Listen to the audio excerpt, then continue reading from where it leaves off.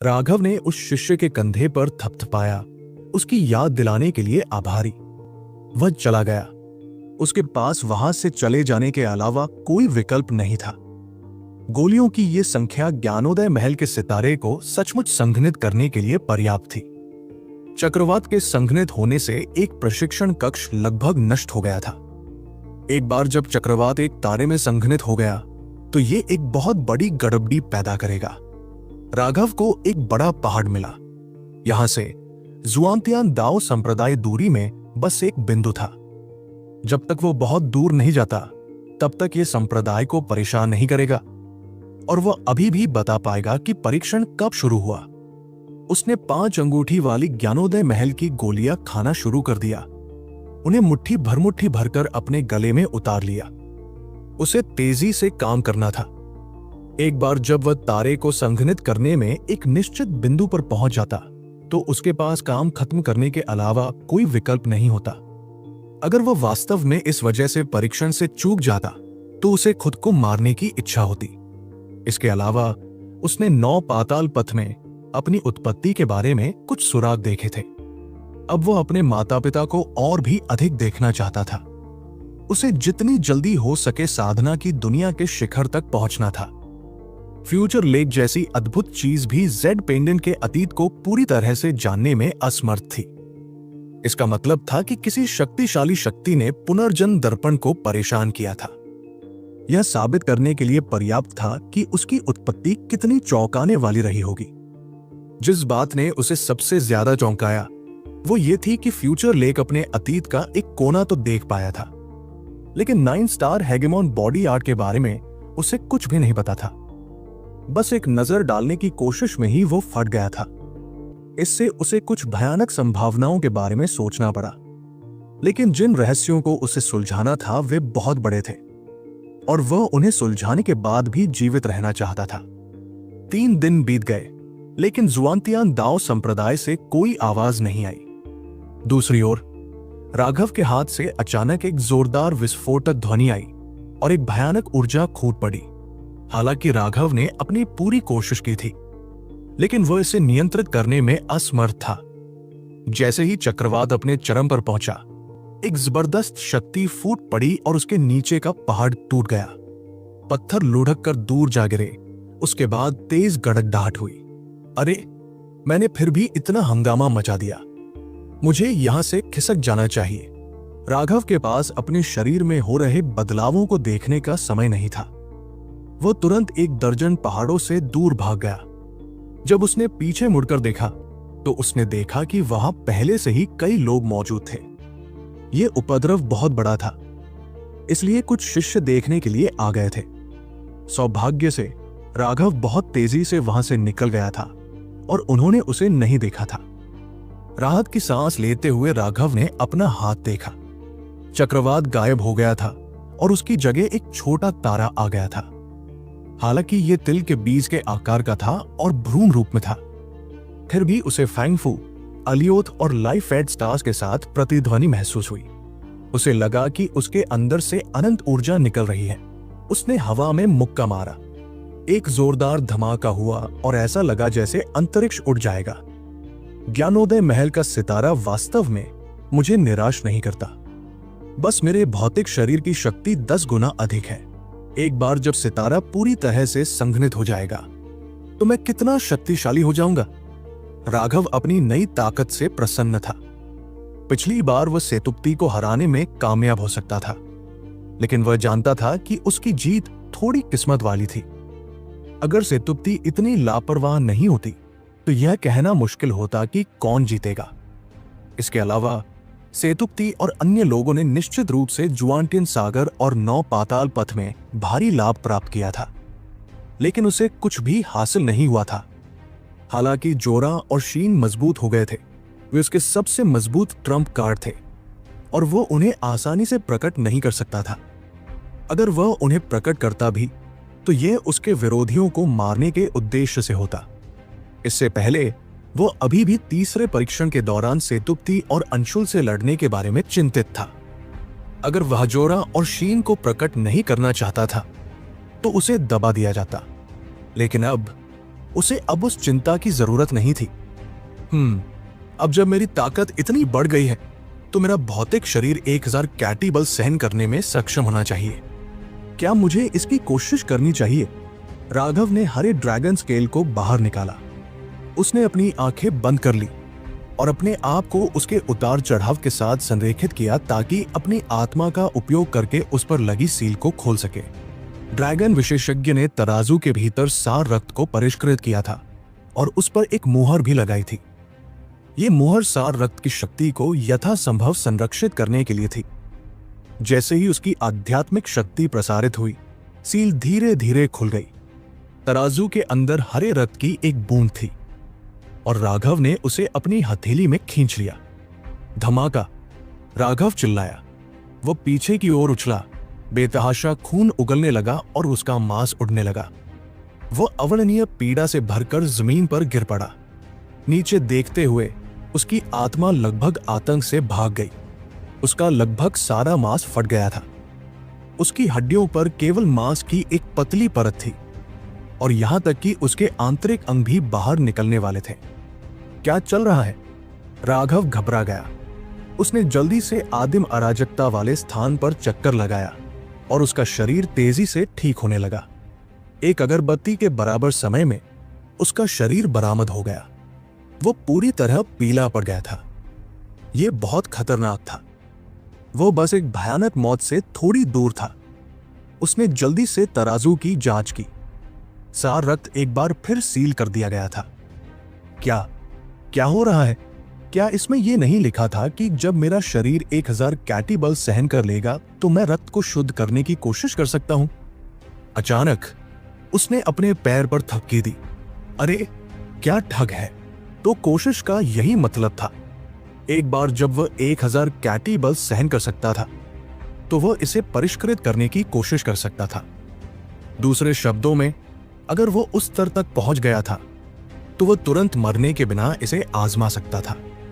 उफ, भगवान का शुक्र है कि मैंने ये पहले नहीं किया, अन्यथा मैं अब अस्तित्व में नहीं होता। राघव को डर का एहसास हुआ।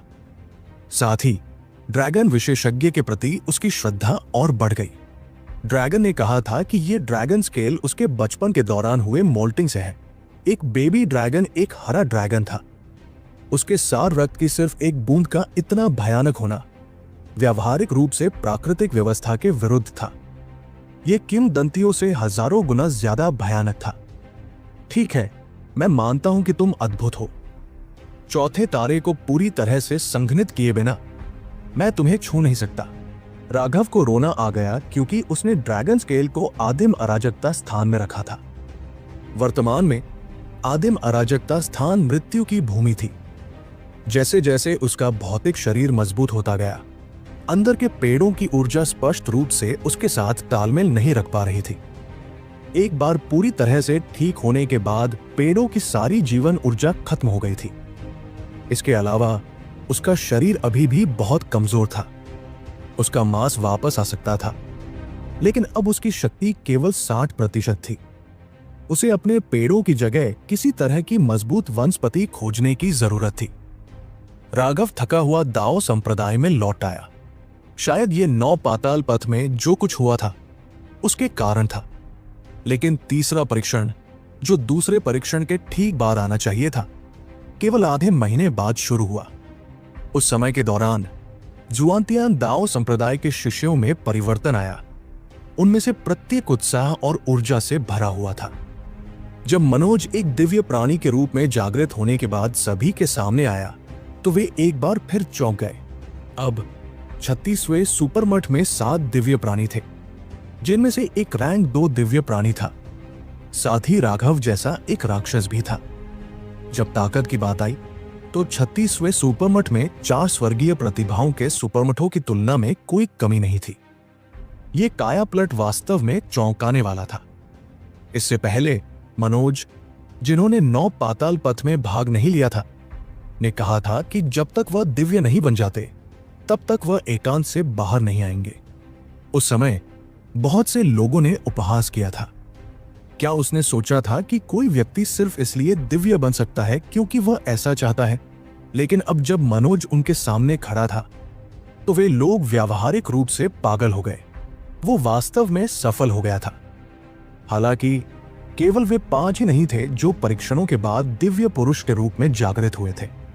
एक और साधारण शिष्य था जो दिव्य पुरुष बन गया था, लेकिन जब बाधाओं की तुलना की गई तो वे पूरी तरह से अलग थी।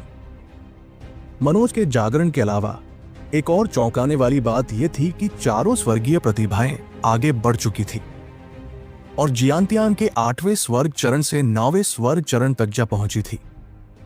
उनमें से हर एक तेज ब्लेड की तरह था और उनकी आभा पूरी तरह से बदल गई थी।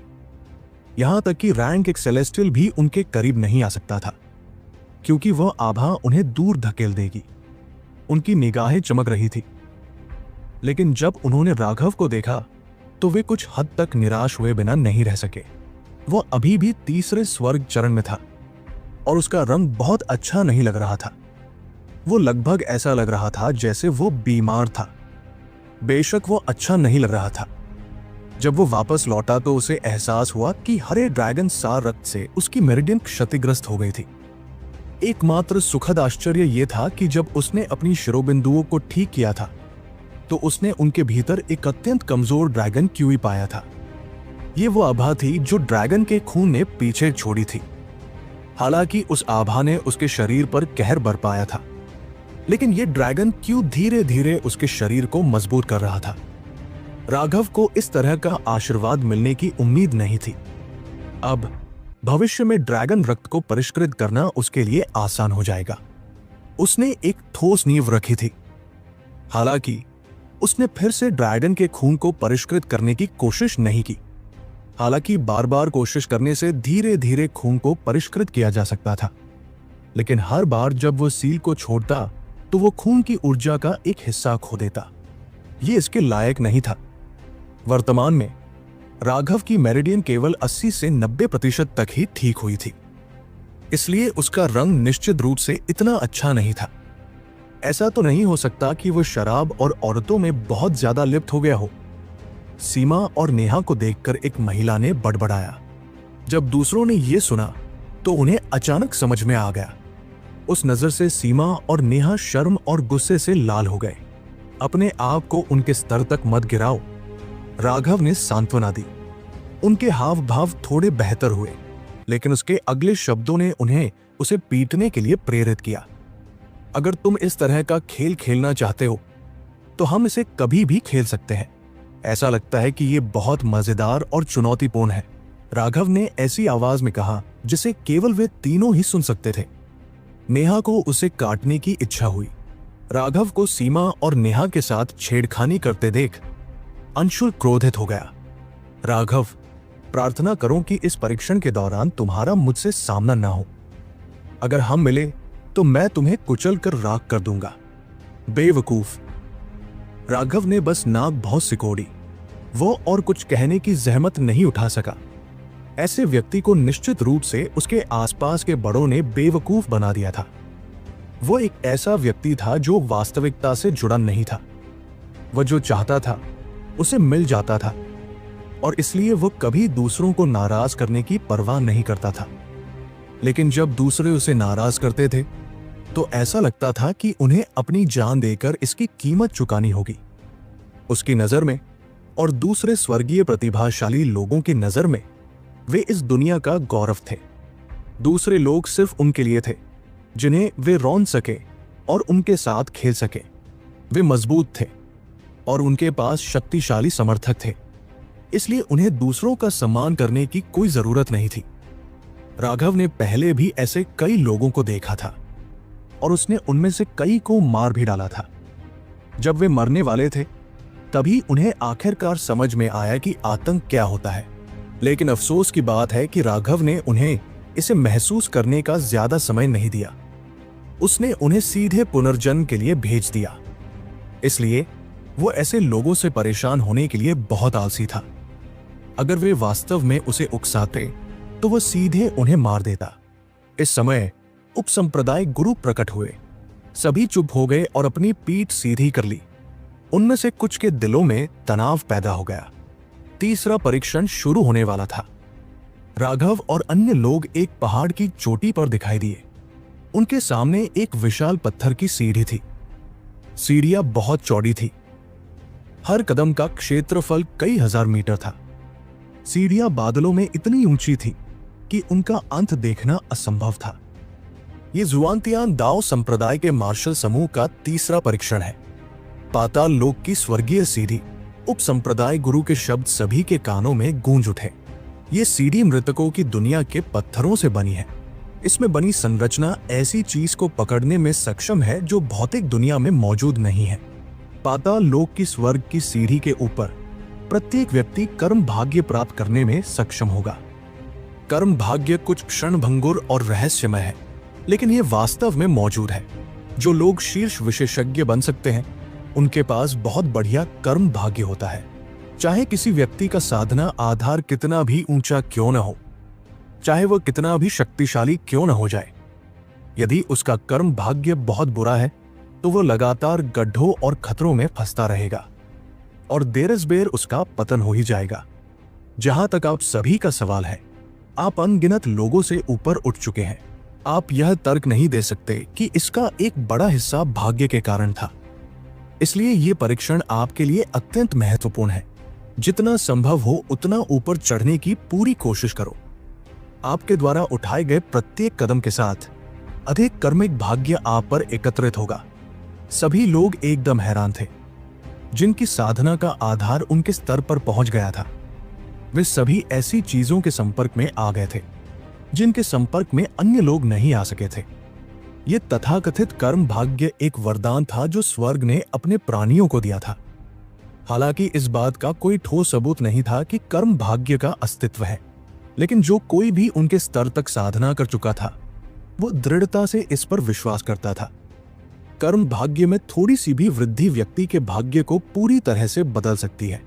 ये खतरे को सुरक्षा में बदल सकता है, आपदा को सौभाग्य में। ये एक अत्यंत अकल्पनीय अस्तित्व था। यह पूरी तरह से अप्रत्याशित था कि पाताल लोक की स्वर्ग सीढ़ियां किसी व्यक्ति के कर्म भाग्य को बढ़ाने में सक्षम थी। क्या वाकई और भी पुरस्कार थे? हर कोई खुश था। यह पाताल लोक की स्वर्ग सीढ़ियां वास्तव में अंतिम परीक्षण के योग्य थी। कोई भी शिष्य जो 333वें, 666वें या 999वें चरण तक पहुंच सकता है, उसे पुरस्कार मिलेगा। जहां तक पुरस्कार की बात है, कोई भी पहले से नहीं जानता, क्योंकि वे पुरस्कार आपको पाताल लोक की स्वर्ग की सीढ़ी द्वारा दिए जाते हैं। यह व्यक्ति के कर्म भाग्य से तय होता है। संभव अच्छे पुरस्कार हैं और संभव कचरा पुरस्कार भी हैं। यह आपके कर्म भाग्य पर निर्भर करेगा। इसके अलावा 999वें चरण पर एक मंच है। अंतिम पुरस्कार उसी मंच पर है। जहां तक इनाम की बात है, कोई नहीं जानता। ये पुरस्कार मुख्य संप्रदाय द्वारा स्थापित किए गए थे, लेकिन मैं गारंटी दे सकता हूं कि ये पुरस्कार आपकी सबसे बड़ी कल्पना से भी आगे निकल जाएंगे। सेतुप्ती और अन्य विशेषज्ञों की आंखें चमकने लगी। उन्होंने स्पष्ट रूप से तय कर लिया था कि उन्हें वह अंतिम पुरस्कार अवश्य प्राप्त करना है। ठीक है, अब समय आ गया है। जुआनटियन मार्शल सभा का अंतिम परीक्षण अब शुरू होता है। उत्सुक शिष्य जो बहुत समय से शुरू करने के लिए अधीर थे, आगे बढ़े, लेकिन वे अभी पाताल लोक की स्वर्ग सीढ़ियों पर ही चढ़े थे कि उनके चेहरे के भाव बदल गए। उन्हें लगा जैसे वे पानी में उतर गए हैं और उनके कदम धीमे हो गए। उन्हें न केवल शारीरिक दबाव महसूस हुआ, बल्कि उनकी आत्मा पर भी दबाव महसूस हुआ। इसके अलावा उनमें एक तरह की आलस्य, थकावट की भावना भर गई। उन्हें ऐसा महसूस हुआ कि वे चढ़ाई जारी रखने के बजाय एक अच्छी झपकी लेना पसंद करेंगे। राघव ने भी इस अजीबोगरीब एहसास को महसूस किया जब उसने पहली सीढ़ी पर कदम रखा। उसने अपने लोगों से कहा, जुआनटियन सागर आपके भौतिक शरीर के लिए एक परीक्षण था, जबकि 9 पाताल पथ आपकी आत्माओं के लिए एक परीक्षण था। ये पाताल स्वर्ग सीढ़ी दोनों पहलुओं और अधिक कुछ जोड़ती है। ये व्यक्ति के भौतिक शरीर, आत्मा, इच्छा शक्ति और यहाँ तक कि उसके दिल की गहराई में छिपी इच्छाओं को भी निशाना बनाता है। यह आपके भीतर आलस्य और अन्य नकारात्मक भावनाओं की भावना पैदा करेगा। हालांकि आपको इससे कोई फर्क नहीं पड़ना चाहिए। भाइयों, आप सभी योद्धा हैं जिन्होंने खून और आग से खुद को तपाया है। अपने गर्म खून और युवा जोश को बाहर निकालो ताकि हर कोई देख सके कि सच्चे विशेषज्ञ क्या होते हैं, राघव ने प्रोत्साहित किया। शुल्क। ड्रैगन ब्लड योद्धाओं का मनोबल आसमान छूने लगा और सीढ़ियों से आ रही नकारात्मक भावनाओं को नजरअंदाज करते हुए वे तेजी से ऊपर चढ़ गए। इस समय उपसंप्रदाय के गुरु ने अपना हाथ हिलाया और उनके नीचे का पत्थर का मंच और अन्य विशेषज्ञ जो अपने शिष्यों के साथ यहां आए थे, हवा में उठने लगे। मंच पर बैठकर सीढ़ियों पर हो रही हर घटना को स्पष्ट रूप से देखा जा सकता था। एक मठ प्रमुख ने बुदबुदाते हुए कहा, मुझे आश्चर्य है कि क्या इस बार कोई अंतिम पुरस्कार प्राप्त कर पाएगा। ऐसा इसलिए था क्योंकि अतीत में कोई भी 999वें चरण तक पहुंचने में कामयाब नहीं हुआ था, और अगर कोई 999वें चरण तक पहुंचने में कामयाब भी हो जाता तो जरूरी नहीं कि वो अंतिम पुरस्कार प्राप्त कर सके। इस बार बहुत ज्यादा संभावना है, कम से कम 5 लोगों के लिए तो संभावना ज्यादा है। उपसंप्रदाय गुरु के चेहरे पर एक अनोखी मुस्कान उभरी। 5? क्या कोई और व्यक्ति नहीं है जो अभी अभी सेलेस्टियल रैंक 2 तक आगे बढ़ा है? उपसंप्रदाय गुरु की अभिव्यक्ति अजीब हो गई जब उनकी नजर अर्जुन पर पड़ी, जो उस समय एक बड़ा झंडा लहरा रहा था और सभी का उत्साहवर्धन कर रहा था। उसने आह भरी, सच बताओ तो अपने जीवन के इतने सालों में मैंने कभी भी इतना कमजोर रैंक 2 का सेलेस्टियल नहीं देखा। मेरी आंखें सचमुच दुनिया के लिए खुल गई हैं। बाकी सभी ने अर्जुन की ओर देखते हुए सिर हिलाया। वो वास्तव में साधकों के बीच एक चमत्कार था। राघव के साथ मिलकर उन्हें 2 महान चमत्कार कहा जा सकता है। जब वे बात कर रहे थे तो 5 लोग एक ही गति से आगे बढ़ रहे थे, बाकी लोगों से बहुत आगे। वे पहले ही 100वीं सीढ़ी पर पहुंच चुके थे। ये 5 लोग थे अंशुल, सेतुत्ती, देवी, श्याम और राघव। सीढ़ियों पर दूसरों की मदद करना असंभव था, इसलिए राघव को दूसरों की देखभाल करने की जरूरत नहीं पड़ी। वह 4 स्वर्गीय प्रतिभाओं की तरह ही तेजी से आगे बढ़ा। इससे बिना किसी संदेह के यह साबित हो गया कि राघव की ताकत उनसे मेल खाती है। कई लोग जो पहले आश्वस्त नहीं थे, उन्हें आखिरकार अपना मुंह बंद करना पड़ा। राघव ने पहले भी सेतुक्ति को हराया होगा, लेकिन कई लोगों ने सोचा कि वह सिर्फ भाग्यशाली था और सेतुक्ति बस लापरवाह थी। फिर 4 स्वर्गीय प्रतिभाओं ने जुआंतियान सागर और 9 पाताल पथ में भारी लाभ अर्जित किया था, जबकि ऐसा लग रहा था कि राघव को कुछ भी हासिल नहीं हुआ था। इसके कारण कई लोगों ने सोचा कि राघव ने 4 स्वर्गीय प्रतिभाओं के साथ कंधे से कंधा मिलाकर खड़े होने की योग्यता खो दी है। लेकिन अब वे 5 एक ही गति से आगे बढ़ रहे थे और वे एक दूसरे के साथ प्रतिस्पर्धा कर रहे थे। उनमें से कोई भी हारने से इनकार कर रहा था, जिससे उसकी ताकत साफ तौर पर दिख रही थी। वे 5 तेजी से 100वीं सीढ़ी पर पहुंच गए थे। राघव ने तुरंत दबाव दोगुना महसूस किया, लेकिन वे बिना रुके आगे बढ़ते रहे। जाहिर है वे पहले से ही यह देखने के लिए प्रतिस्पर्धा शुरू कर चुके थे कि कौन सबसे मजबूत है। राघव के पीछे दिव्यात्माओं का समूह था। वे 80वें चरण पर पहुंच चुके थे, लेकिन अंतर पहले ही स्पष्ट हो चुका था। सीमा और नेहा एक दूसरे का हाथ थामे तेजी से आगे बढ़ रहे थे। वे पहले दर्जे के दिव्य प्राणियों में सबसे आगे थे।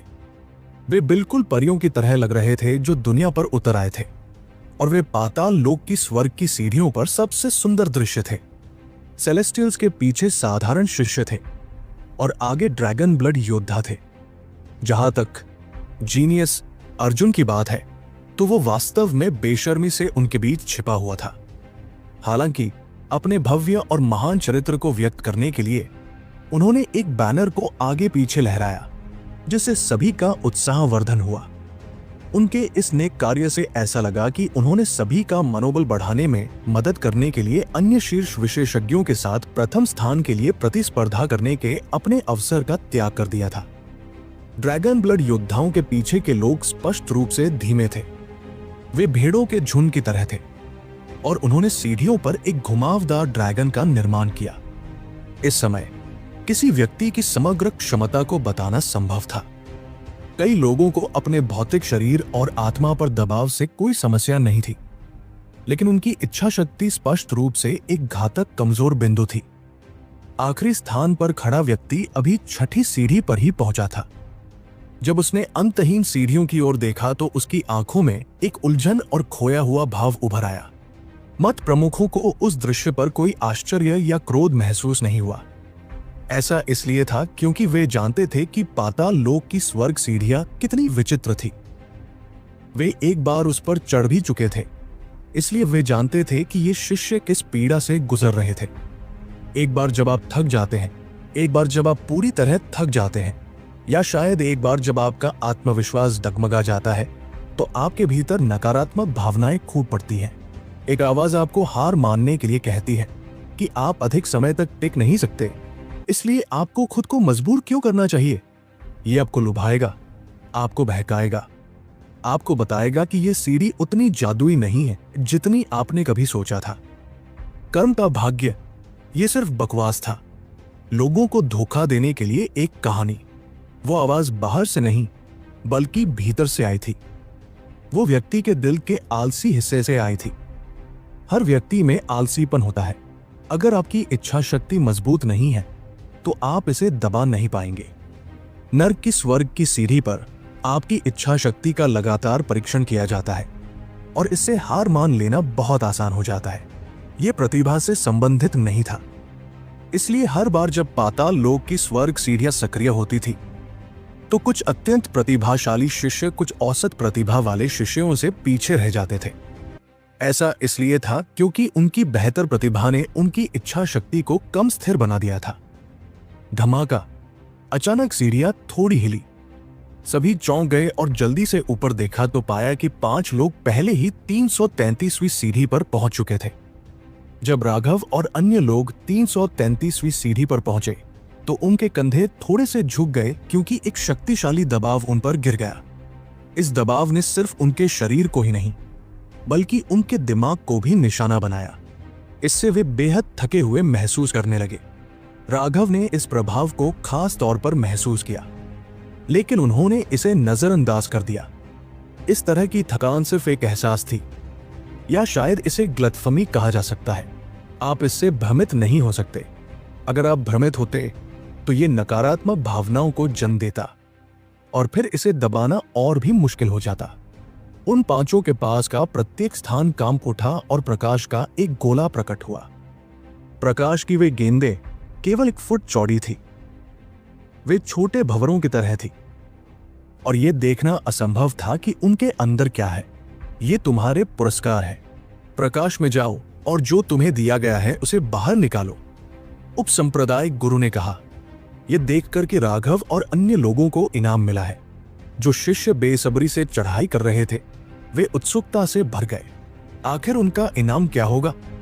चूंकि कोई और नहीं जाना चाहता इसलिए मुझे पहले जाने दो। श्याम ने अपने प्रकाश के गोले में हाथ डाला और एक निश्चित वस्तु निकाली।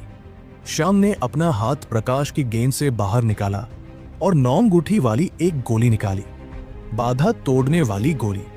ये एक नॉरिंग बैरियर ब्रेकिंग पिल थी जो बेहद कीमती थी और एक जियांटिन विशेषज्ञ को एक छोटे से क्षेत्र को आगे बढ़ाने की अनुमति दे सकती थी। अफसोस की बात है कि यह श्याम के लिए बेकार था, जो 9वें स्वर्ग चरण तक पहुंच गया था। उसके लिए अगला स्तर समुद्र विस्तार था और यह कोई मामूली क्षेत्र वृद्धि नहीं थी। हालांकि यह गोली अभी भी बहुत मूल्यवान थी। भले ही श्याम इसका उपयोग न कर सके, लेकिन वह इसे दूसरों को दे सकता था। चलो मेरा भी देख लो। अंशुल ने भी कार्रवाई की। उन्होंने दर्पण कवच का एक सेट निकाला जो बुरा नहीं लग रहा था। कचरा, अंशुल ने शाप दिया। यह कवच दूसरों के लिए उपयोगी हो सकता है, लेकिन यह उसके लिए बेकार था। सेतुपति ने एक पीला तावीज निकाला। तावीज ने एक अत्यंत सघन जल ऊर्जा उतार चढ़ाव जारी किया। सेतुपति बहुत खुश हुआ और इससे पहले कि अन्य लोग इसे ध्यान से जांच सके उसने इसे दूर रख दिया। सबके दिल कांप उठे। शायद सेतुपति ने सच में खजाना पा लिया था। देवी ने भी कुछ निकाला, लेकिन उसकी किस्मत अच्छी नहीं थी। उसे एक हथियार मिला, लेकिन यह एक बेहद खास हथियार था, हुक। बहुत कम लोग ऐसी चीज का इस्तेमाल करते हैं। हालांकि यह एक जादुई वस्तु थी, लेकिन यह सबसे कम संभव स्तर की थी। इसका मूल्य बहुत अधिक नहीं था। समुद्र विस्तार विशेषज्ञों द्वारा मंत्रमुग्ध वस्तुओं का उपयोग किया गया था। उन पर मौजूद रूनों को सक्रिय करके भारी शक्ति जारी की जा सकती थी। उन्हें जिस सामग्री से बनाया गया था और उन पर खुदे हुए रूनों के आधार पर निम्न, मध्यम और उच्च श्रेणी में वर्गीकृत किया गया था। एक निम्न श्रेणी की जादुई वस्तु ने देवी को निराश किया। अब केवल राघव ही बचा था। उसने भी हाथ बढ़ाकर कुछ निकाला। धत तेरी की, उसने जो कुछ प्राप्त किया था उसे देखकर वो खुद को कोसने से नहीं रोक सका। उसे एक जोड़ी जूते मिले थे और वे वास्तव में घिसे हुए थे। वे स्पष्ट रूप से घिसे हुए थे। एक पल के लिए तो सभी लोग दंग रह गए। यहां तक कि उपसंप्रदाय गुरु और अन्य लोगों को भी अपनी आंखों पर विश्वास नहीं हुआ।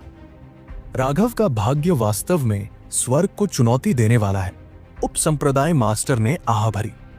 उपसंप्रदाय गुरु को पता था कि पाताल लोक स्वर्ग सीढ़ी के पुरस्कार विभिन्न स्तरों में विभाजित थे। 333वीं सीढ़ी पर खजाने को 3 ग्रेड, उच्च, मध्यम और निम्न में विभाजित किया गया था। लेकिन एक चौथा संभावित पुरस्कार भी था, कचरा। 333वीं सीढ़ी के लिए संभावनाएं थी।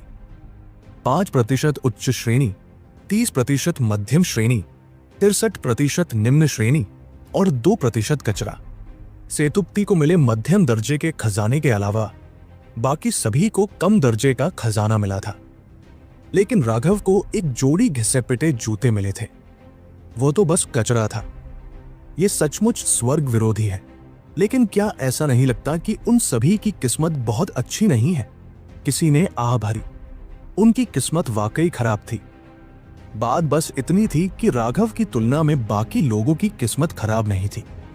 हाँ, जर्जर जूते सचमुच एक गवार आदमी के लिए एकदम उपयुक्त हैं, सेतुपति ने व्यंग्य किया। राघव ने गुस्से में सेतुपति के चेहरे पर जूते फेंके। सेतुपति ने ठंडे अंदाज में मुस्कुराते हुए उसे टाल दिया। वो कुछ कहने ही वाला था कि उसके चेहरे के भाव बदल गए।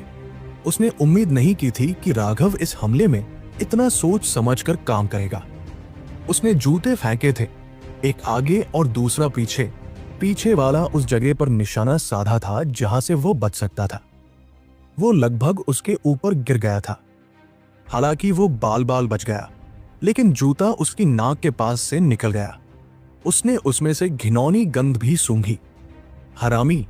सेतुपति गुस्से में हमला करने ही वाला था कि उनके बगल की लाइटें गायब हो गई और देवी ने आगे बढ़ने की पहल की।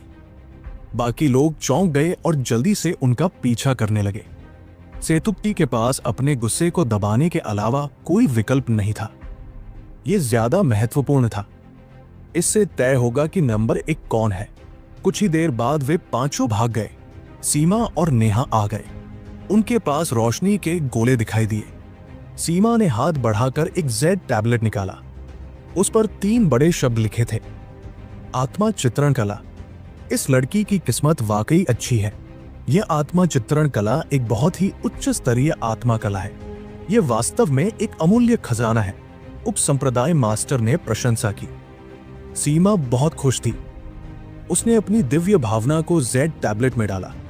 उसने पाया कि इसके अंदर एक बहुत ही गहन जादुई कला दर्ज थी। यह वही था जिसकी उसे जरूरत थी। जुआंटियन दाओ संप्रदाय के भीतर बहुत कम उच्च स्तरीय आत्मा कलाएं थी और उनमें से कई उसके प्रशिक्षण के लिए उपयुक्त नहीं थी। यह आत्मा चित्रण कला वास्तव में एक संयुक्त साधना तकनीक और एक आक्रामक जादुई कला थी। उसे तुरंत इसका अध्ययन शुरू करने की इच्छा थी। सीमा की तुलना में नेहा की किस्मत इतनी अच्छी नहीं थी। उसे एक नरम कवच मिला, लेकिन आकार से यह एक आदमी के लिए बनाया गया था। वो केवल इसे दूर रख सकती थी और देख सकती थी कि किसी और को इसकी जरूरत है या नहीं। सीमा और नेहा आगे बढ़ते रहे। अन्य दिव्य प्राणी भी आ गए, लेकिन उनमें से अधिकांश को कुछ भी असाधारण नहीं मिला। उनके बाद ड्रैगन ब्लड योद्धा थे। उनके पास सबसे मजबूत इच्छा शक्ति थी और वे बिना किसी हिचकिचाहट के पहुंचे। उनका एक ही विचार था और वह था राघव के नक्शे दम पर चलना। जहां तक उस महान प्रतिभा का सवाल है जो अपना झंडा लहरा रहा था और सबका उत्साह वर्धन कर रहा था, अब वो पूरी तरह से हताश हो चुका था। लोगों को उसे यहां खींचकर लाना पड़ा था। मुझे खींचना बंद करो, बस आगे बढ़ते रहो। मैं यहां थोड़ा आराम करूंगा और बाद में तुम्हारे पास आऊंगा, अर्जुन ने कमजोरी से कहा। अर्जुन को ऐसा लग रहा था जैसे उसके शरीर में सीसा भर दिया गया हो। हर कदम थका देने वाला था। वो इतना थक गया था मानो उसने अभी अभी जीवन और मृत्यु की एक बड़ी लड़ाई देखी हो। वो बस इतना चाहता था कि गिरकर सो जाए। मैं नहीं कर सकता।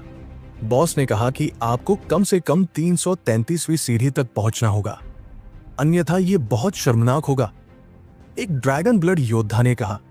वो व्यावहारिक रूप से एक लंगड़ा अर्जुन को घसीट रहा था। यह सुनकर मठ के मुखिया अवाक रह गए। वह वास्तव में इतिहास का सबसे कमजोर रैंक 2 दिव्य था। बड़ी मुश्किल से अर्जुन खुद को 333वीं सीढ़ी तक खींचकर ले जा सका। उसने थके हुए मन से अपने हाथ बगल में रखे प्रकाश के गोले की ओर बढ़ाए, लेकिन जब उसने वो किताब देखी जो उसने बाहर निकाली थी, तो उसकी आंखें खुली की खुली रह गई। दरअसल उसकी आंखें लगभग पूरी तरह बाहर निकल आई थी। हथियार बनाने का आरेख। आधा मरा हुआ सा अर्जुन तुरंत पुनर्जीवित हो गया। उसने सभी नकारात्मक भावनाओं को एक तरफ फेंक दिया। यह फोर्जिंग कला के बारे में एक गुप्त ग्रंथ था और इसमें फोर्जिंग के बारे में विस्तृत व्याख्याएं थी। इसमें उच्च स्तरीय हथियारों के लिए आधारभूत सिद्धांत और डिजाइन दोनों थे। यह वही था जिसकी अर्जुन को हमेशा से चाहत थी। हालांकि उसने इथेरियल क्राफ्टिंग सीक्रेट रिकॉर्ड प्राप्त कर लिया था, जो एक व्यावहारिक रूप से दिव्य पाठ था जो कि अमर अक्षरों में फोर्जिंग के बारे में लिखा गया था। लेकिन इसमें दर्ज सिद्धांत बहुत उन्नत थे। वह इसका केवल 1% से भी कम समझ पाया था। हालांकि उसने जालसाजी की कलाओं के बारे में जितनी संभव थी उतनी गुप्त पुस्तकें प्राप्त कर ली थी, लेकिन वे चीजें बहुत दुर्लभ थी। यहां तक कि 36वें महामठ के पास भी बहुत अधिक नहीं थी। इसके अलावा वे गुप्त पुस्तकें बहुत निम्न श्रेणी की थी। वे उसके लिए बिल्कुल भी मददगार नहीं थी। अब इस हथियार फोर्जिंग आरेख ने उसकी कमी को पूरा कर दिया। तुम सब क्या कर रहे हो?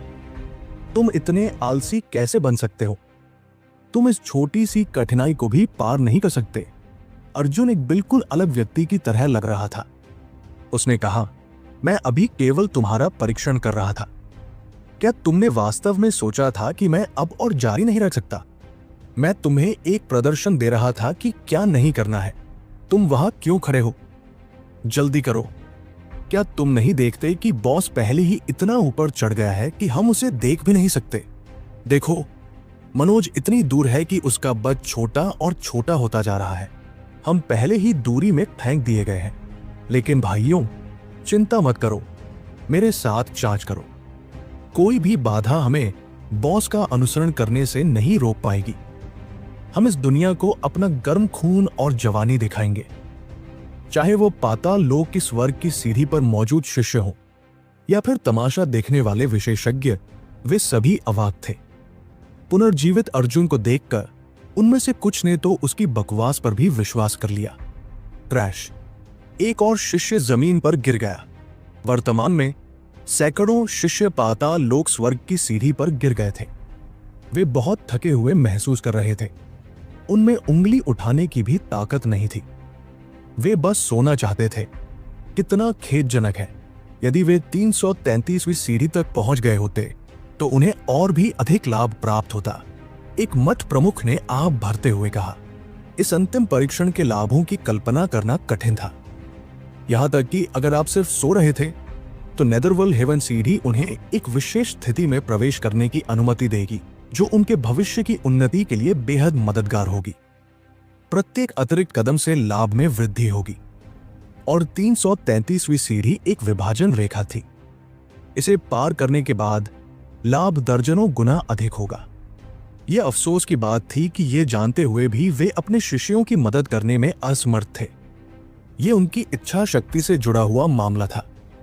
वे पहले भी इस सीढ़ी पर चढ़ चुके थे, इसलिए उन्हें पता था कि यह कितना मुश्किल था। अपनी नकारात्मक भावनाओं के मौन आक्रमण को रोकना व्यावहारिक रूप से असंभव था। केवल स्वर्गीय लोगों की स्थिति थोड़ी बेहतर थी। ऐसा इसलिए था क्योंकि वे स्वर्ग के पसंदीदा थे। उन्हें स्वर्गीय दाऊस द्वारा सहायता प्रदान की गई थी, जिससे उनकी नकारात्मक भावनाओं को दबाने में मदद मिली। लेकिन आम शिष्यों के पास ये सुविधा नहीं थी। उन्हें अपनी नकारात्मक भावनाओं को हराने के लिए अपनी इच्छा शक्ति पर निर्भर रहना पड़ता था। यह वाकई बहुत मुश्किल था। 6 घंटे बाद 1,00,000 शिष्यों में से केवल आधे ही 333वीं सीढ़ी तक पहुंचने में कामयाब हो पाए। बाकी सभी निचली सीढ़ियों पर सो गए थे। इसके अलावा 333वें कदम के बाद दबाव बढ़ जाता था। कुछ लोग अपना इनाम पाने के बाद सिर्फ 1 या 2 कदम ही चलते थे कि वे आगे नहीं बढ़ पाते थे। अधिक से अधिक लोग गिर पड़े। प्रत्येक बीतती सांस के साथ कई शिष्य लेट गए, और एक बार जब वे लेट गए तो वे तब तक नहीं उठे जब तक कि परीक्षण समाप्त नहीं हो गया। धमाका! पाताल लोक की स्वर्ग सीढ़ियां हिल उठीं। सबने देखा कि 5 आकृतियां पहले ही 666वीं सीढ़ी पर पहुंच चुकी थी। वे सचमुच राक्षस हैं। उन शिष्यों के हृदय में एक शक्तिहीन गर्जना गूंजी। राघव और बाकी लोग अभी भी एक दूसरे के गले लगकर चल रहे थे। वे 666वीं सीढ़ी पर एक साथ पहुंचे। राघव अब थोड़ा भारी सांस ले रहा था, लेकिन उसने देखा कि सेतुपति और बाकी लोग जरा भी थके हुए नहीं लग रहे थे। इससे वो आश्चर्यचकित हो गया। वे वास्तव में 4 स्वर्गीय प्रतिभाओं के योग्य थे। इस तरह की दृढ़ता सराहनीय थी। यहां तक कि उसे लगा कि उसकी कुछ नकारात्मक भावनाएं जागने लगी हैं और उसे उन्हें दबाना होगा। वो ये नहीं जानता था कि वो उपसंप्रदाय गुरु और मठ प्रमुखों के लिए सबसे अधिक चौंकाने वाला व्यक्ति था। यह जानना जरूरी था कि स्वर्गीय दाऊस रैंक 1 सेलेस्टियल के लिए नेदरवर्ल्ड हेवन स्टेयरकेस की 10% शक्ति को अवरुद्ध कर देंगे। रैंक 2 सेलेस्टियल के लिए 30% शक्ति अवरुद्ध हो जाएगी। लेकिन राघव, जो सेलेस्टियल नहीं था, फिर भी रैंक 2 सेलेस्टियल के साथ बराबरी पर था। यह राक्षसी था। इतने अनुभवी बूढ़े लोगों के भी होश उड़ गए। उपसंप्रदाय गुरु भी चौंक गया, लेकिन उसने शांत भाव बनाए रखा। हालांकि वास्तव में वो सोच रहा था कि क्या उसे संप्रदाय गुरु को बुलाना चाहिए। ऐसा व्यक्ति सीधे केंद्रीय मैदानों में भेजने के लायक हो सकता है। हाँ, ये चीज बुरी नहीं है, अंशुल ने हंसते हुए कहा और अपनी प्रकाश की गेंद से एक वारहैमर निकाला। हथौड़े का सिरा बहुत बड़ा था, मेज से भी बड़ा, और उस पर मिट्टी के निशान चमक रहे थे। उसे आने वाले शक्तिशाली दबाव से पता चल रहा था कि यह एक भयानक भारी हथियार था। एक मध्यम श्रेणी का जादुई हथियार और एक पृथ्वी तत्व रून के साथ। अंशुल वास्तव में भाग्यशाली है। भारी हथियार पहले से ही दुर्लभ थे, और अंशुल के तत्व से मेल खाने के लिए इस पर उकेरे गए रंस के लिए यह व्यावहारिक रूप से उसके लिए दर्जी बनाया गया था। हाँ, अंतिम खजाना मेरा होगा। अंशुल अब आत्मविश्वास से भर गया था। सेतुपति और अन्य लोगों का दिल डूब गया। अंशुल हमेशा से ही एक शक्तिशाली योद्धा रहा था। अब यह भारी हथियार उसकी शक्ति को विस्फोटक रूप से बढ़ा देगा। हम्फ! सेतुपति ने नाक सिकोड़ी और अपनी रोशनी की गेंद में हाथ डाला, लेकिन इस बार उसकी किस्मत इतनी अच्छी नहीं थी। यह कवच का एक सेट था, और वह भी धातु का। यह उसके लिए बिल्कुल भी उपयुक्त नहीं था। इसके अलावा यह सिर्फ एक निम्न श्रेणी की मंत्रमुग्ध वस्तु थी। यह बिल्कुल भी उपयोगी नहीं थी। सेतुपति असंतुष्ट था, लेकिन उसने ऐसा अभिनय किया जैसे कि उसे परवाह नहीं थी और इसे दूर रख दिया।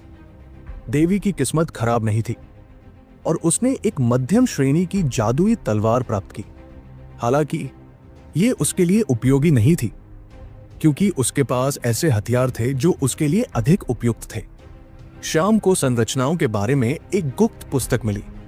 यह उसके लिए बेकार थी, लेकिन यह उसके संप्रदाय के लिए बेकार नहीं होगी। यदि आप किसी चीज का उपयोग करने में असमर्थ थे, तो आप इसे दाओ संप्रदाय के साथ अपने लिए बेहतर खजाने के लिए विनिमय कर सकते थे। राघव ने अपनी रोशनी की गेंद में हाथ डाला। इस बार उसने फिर से खुद को शर्मिंदा होने के डर से इसे तुरंत बाहर नहीं निकाला। उसने इसे ध्यान से महसूस किया। यह लंबा लग रहा था, और यह बुरा नहीं लगा। जब उसने वह लंबी चीज निकाली तो वह दंग रह गया। दरअसल वह एक बेल्ट थी। बेल्ट नई थी और काले रेशम से बनी थी। ये बेहद उच्च श्रेणी की और भव्य थी। और फिर इसके बारे में कहने के लिए और कुछ नहीं था। 686 सीढ़ी के लिए ऑड्स इस प्रकार थे: 1% उच्च श्रेणी, 60% मध्यम श्रेणी, 38% निम्न श्रेणी और 1% कचरा। 2 बार कचरा बाहर निकालने के बाद उसकी किस्मत वाकई स्वर्ग विरोधी थी। राघव को इसकी कोई परवाह नहीं थी। उसने बेल्ट को सीधे अपनी कमर के चारों ओर लपेट लिया। सच में यह बेल्ट उसके शिष्य के वस्त्र से बिल्कुल मेल खाती थी और उसे और भी सुंदर बना रही थी। कचरा, सेतुपति ने व्यंग्य किया। यह अज्ञात था कि वह राघव या बेल्ट के बारे में बात कर रहा था। हाँ, लेकिन मेरे पास कोई विकल्प नहीं है। अगर मुझे मजबूर न किया जाता तो मैं निश्चित रूप से तुम्हारे जैसे कचरे के साथ नहीं जाता, राघव ने असहाय होकर कहा। हल्के गोले गायब हो गए और उनके पास शब्दों से लड़ने का समय नहीं रहा। वे एक बार फिर आगे की ओर भागने लगे, लेकिन अब उनकी गति स्पष्ट रूप से कम हो गई थी। राघव को ऐसा लग रहा था जैसे वो कीचड़ में चल रहा है। प्रतिरोध बहुत ज्यादा था और थकावट भरा था। इसके अलावा उसे यह भी नहीं पता था कि यह वास्तव में थकावट थी या सिर्फ एक गलत धारणा थी। थकावट के साथ संतुलन बनाए रखने के लिए उसे लगातार अपनी ताकत का संचार करना पड़ता था। ऐसा करने के लिए निरंतर समायोजन की आवश्यकता थी। वो खुद को नर्वस या घबराने की अनुमति नहीं दे सकता था। अकेले अपनी नकारात्मक भावनाओं से आक्रमण करने की तो बात ही छोड़िए। असली परीक्षा तो अभी शुरू हुई थी। जब राघव आगे बढ़ रहा था, उपसंप्रदाय का गुरु विचारों में खोया हुआ था। किसी प्रतिभाशाली व्यक्ति के लिए 2 बार कचरा बाहर निकालना अनिवार्य रूप से असंभव होना चाहिए। ऐसा पहले कभी नहीं हुआ था और यह संयोग नहीं होना चाहिए।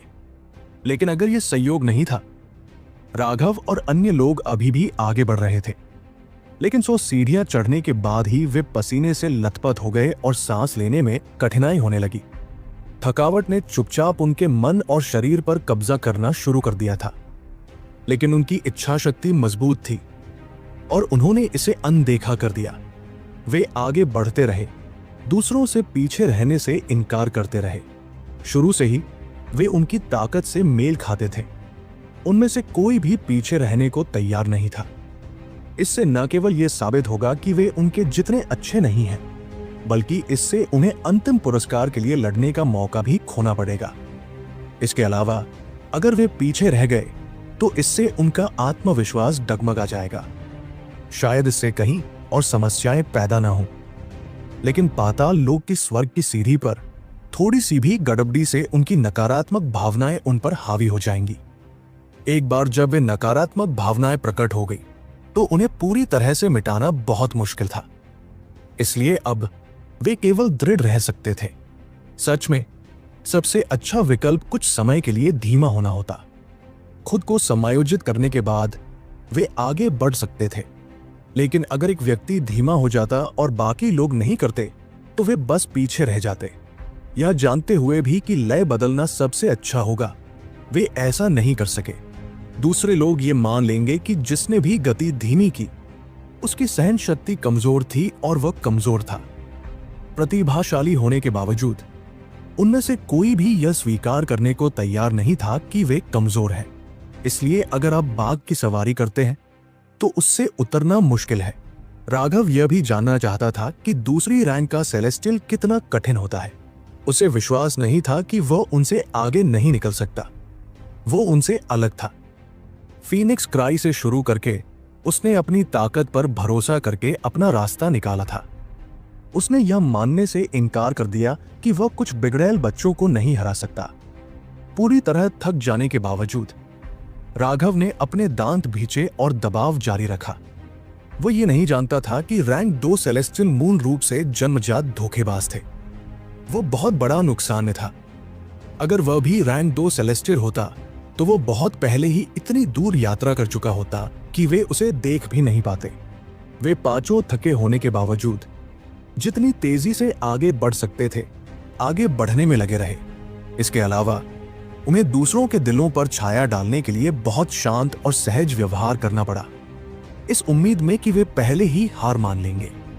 अगर कोई व्यक्ति धीमा हो जाता तो वो हार जाता, लेकिन फिर दूसरों के पास भी एक साथ धीमा होने का एक अच्छा कारण होगा।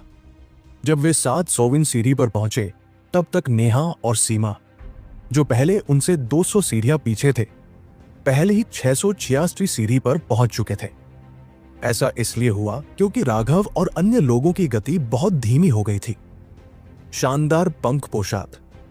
नेहा को पूरी तरह से पंखों से बनी एक पोशाक मिली। पंख रंग बिरंगी रोशनी से भरे हुए थे। जब वह पोशाक उसके हाथ में आई तो उप संप्रदाय के गुरु चौंक गए। वो एक उच्च श्रेणी की जादुई वस्तु थी। ये 99 विभिन्न शक्तिशाली जादुई जानवरों के पंखों से बनी थी और एक संरचना के माध्यम से परिष्कृत की गई थी। उस पोशाक को पहनने से उसकी रक्षा बहुत बढ़ जाती। वास्तव में यह दिवंगत समुद्री विस्तार विशेषज्ञ के पूर्ण शक्ति हमले को रोकने में सक्षम होगा। यह एक बिल्कुल अद्भुत खजाना था और पंखों में जादुई जानवरों की रक्त रेखा शक्ति भी थी। इसे आध्यात्मिक शक्ति के साथ संक्रमित करके रक्त रेखा शक्ति को सक्रिय करना और उपयोगकर्ता की रक्षात्मक शक्ति को एक नए स्तर तक बढ़ाना संभव था। बहन, ये एक रक्षात्मक जादुई वस्तु है। ये वही है जिसकी आपको जरूरत है, नेहा ने कहा। नेहा, एक आत्मा साधक के रूप में मैं अपने विरोधियों का सीधे सामना नहीं करता। तुम्हें इसकी ज्यादा जरूरत है। इसे अपने पास रखो। सीमा ने अपना सिर हिलाया।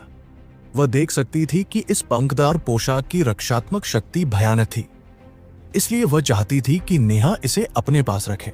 बहन, चूंकि मैंने कहा है कि मैं इसे तुम्हें दे रहा हूं, तो इसे ले लो।